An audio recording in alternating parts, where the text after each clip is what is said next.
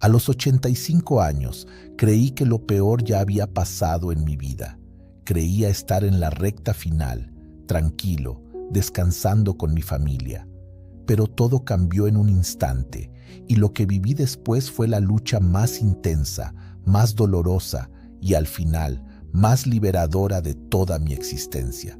Hace 3 años estaba solo. Mi esposa había fallecido, mis hijos vivían lejos, y aunque me visitaban, pasaba la mayoría del tiempo en silencio. 60 años de matrimonio, una vida llena, y de repente el vacío. Un silencio tan profundo que casi podía escucharlo. Eso fue mi mayor error.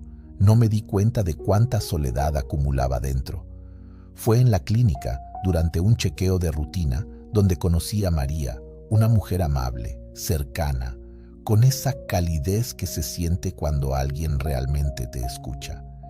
Ella me habló sobre un grupo, una comunidad espiritual, donde todos cuidaban a los mayores, donde nadie estaba solo, donde encontraría paz y propósito. Suena ingenuo ahora, ¿verdad? Pero cuando llevas años de soledad, esas palabras se cuelan en tu corazón como agua en arena seca. No entraste en una secta conscientemente, solo buscaba dejar de sentirme invisible. Los primeros meses fueron hermosos.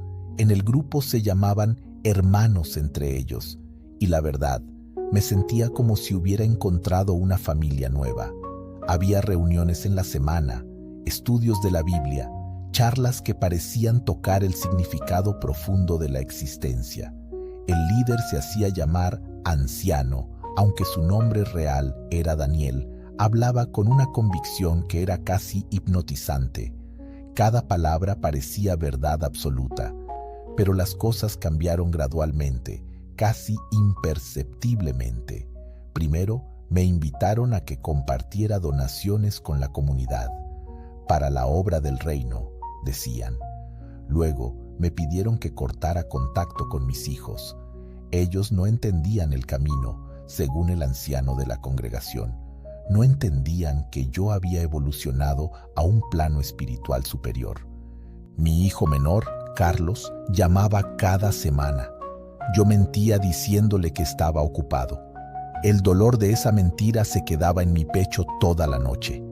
Pasaron 2 años dentro, 2 años donando mis ahorros de toda una vida, 2 años viviendo en una casa solo y a las apuradas, levantándome a las 5 de la mañana para estar preparado para las reuniones y limpiar la casa de Dios, trabajar sin paga, asistir a salidas de predicación que duraban horas.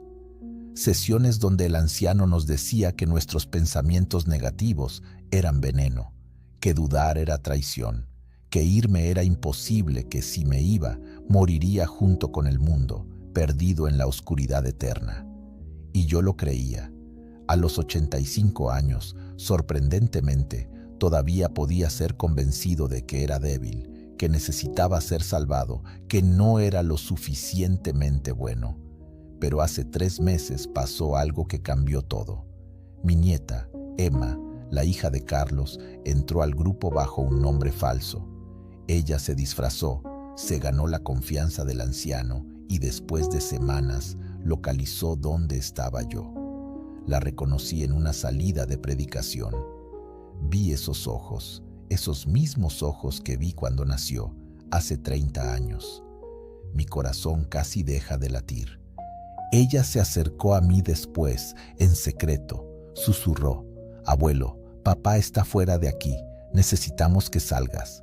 Por primera vez en 2 años sentí algo que había olvidado, esperanza, pero también miedo. Miedo de lo desconocido, miedo a lo que el anciano me había dicho unas 1000 veces, que si abandonaba el grupo sería destruido. Esa noche no pude dormir. Pasé horas pensando en 2 caminos. Un camino era quedarme seguro, aunque sea falso. El otro era salir al mundo sin nada, a mis 85 años, convirtiéndome en un apóstata, un traidor según los únicos que me rodeaban. Pero luego pensé en algo. Pensé en mi esposa, Rosa, en cómo ella siempre decía: «La vida es para vivirla, no para esconderla».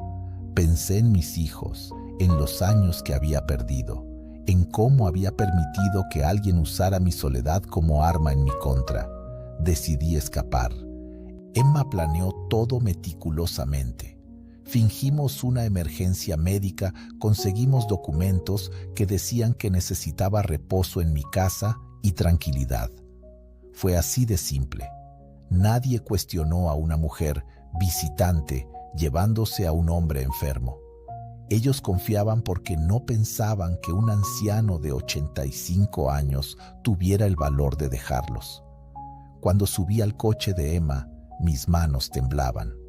Esperaba que sonara una alarma, que el anciano o algún hermano de culto saliera persiguiéndome, que el universo me castigara. Pero nada pasó. Solo había silencio y la noche oscura del camino hacia la libertad. Lo primero que hicimos fue ir a la comisaría. Reporté todo por si las dudas, mis donaciones, la coerción, los abusos psicológicos. Los policías escucharon cada palabra. Algunos oficiales tenían los ojos húmedos. Me dijeron que yo no era el primero, que había docenas de casos. Luego fui al hospital para un verdadero chequeo. Cuando el médico me dijo que mi corazón estaba sorprendentemente fuerte, lloré. Sentí que incluso mi cuerpo estaba celebrando mi libertad. Pero la parte más dura vino después, enfrentarme a mi familia. Cuando vi a Carlos en esa sala de hospital, vi años de dolor en su cara, años de preocupación por su padre que había desaparecido en una secta. Él no dijo mucho al principio. Solo se sentó al lado de mi cama y lloró. Y yo también lloré. Lloré por cada llamada que no respondí, por cada cumpleaños que perdí, por cada momento en que preferí creer las mentiras de extraños antes de confiar en la verdad del amor de mi familia. Pasamos las primeras semanas simplemente recuperando el tiempo. Mi nieta Emma me mostró videos, fotos de momentos que había perdido. Mi otro hijo, Miguel, viajó desde el extranjero. Sus esposas me abrazaron como si no fuera un hombre fallido, sino como si fuera un héroe por haber regresado. Lentamente comencé a reconstruir mi vida.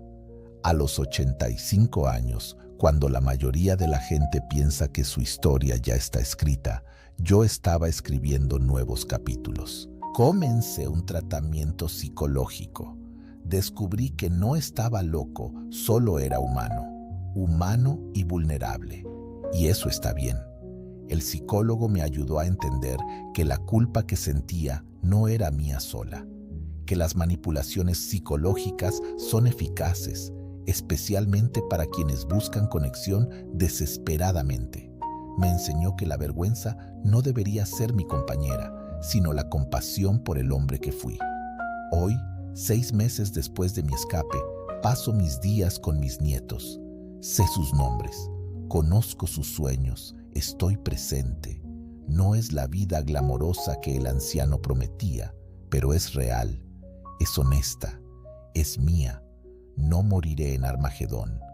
El grupo de Daniel aún existe. Ustedes seguro saben de quiénes hablo.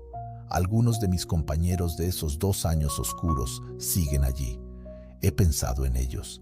He rezado por ellos irónicamente, más de lo que jamás oré dentro de esa secta. Pero he aprendido que no puedo salvar a quien no quiere ser salvado. Solo puedo salvarme a mí mismo, todos los días, eligiendo estar presente, eligiendo confiar en aquellos que realmente me aman. Lo que quiero que entiendas, si estás escuchando esto, es simple. La soledad es peligrosa, pero no es una sentencia de muerte. La vulnerabilidad no es debilidad, pero sí puede ser explotada. Y nunca es demasiado tarde para recuperar tu vida. Yo tenía 85 años cuando tomé la decisión más valiente de mi existencia. Tenía 85 años y mi historia apenas estaba comenzando. No fue el final que esperaba, pero fue infinitamente mejor que la muerte lenta en la que estaba viviendo. He vuelto a la vida, y esa, mi amigo, es la verdadera libertad.